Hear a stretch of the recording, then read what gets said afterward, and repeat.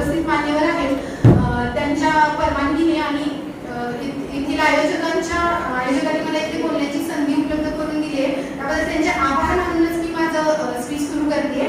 तर मला फक्त तुम्हाला एक करायचं, ज्यांच्याकडे पर्सनली मला वापरायला एक घरी ठेवलेला आहे किंवा मी सोबत घेऊन येतो असा मोबाईल किती जणांकडे आहे? म्हणजे स्कूलचा स्टडी पाहायला.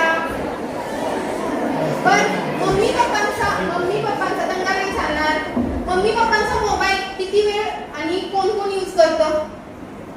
मम्मी पप्पांचा मोबाईल कोण यूज करतं? खरं सांगायचं आहे, अजिबात खोटं बोलायचं नाही.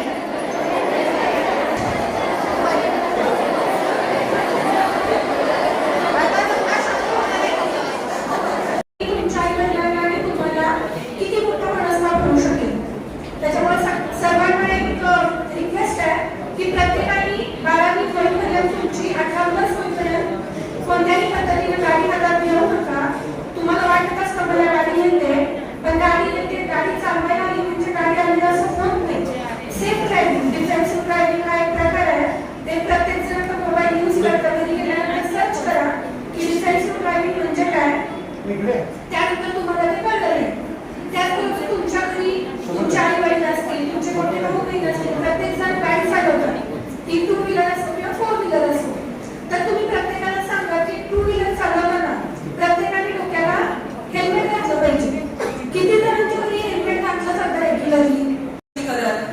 तसेच मुलींचे शिक्षण, स्वसंरक्षण, आरोग्य जनजागृती, पर्यावरण संवर्धन, वृक्षारोपण, जलसंवर्धन, दिव्यांग व विशेष मुलांसाठी उपक्रम, ज्येष्ठ नागरिकांची सेवा, रक्तदान शिबिरे, वैद्यकीय तपासणी शिबिरे, स्वच्छता अभियान, कौशल्य विकास तसेच अनेक विविध सामाजिक संधी देणारी आणि त्यांच्यात आत्मविश्वास निर्माण करणारी, त्यांना एक स्वतःचं सक्षम व्यासपीठ ठरवून देणारी ही संस्था आहे.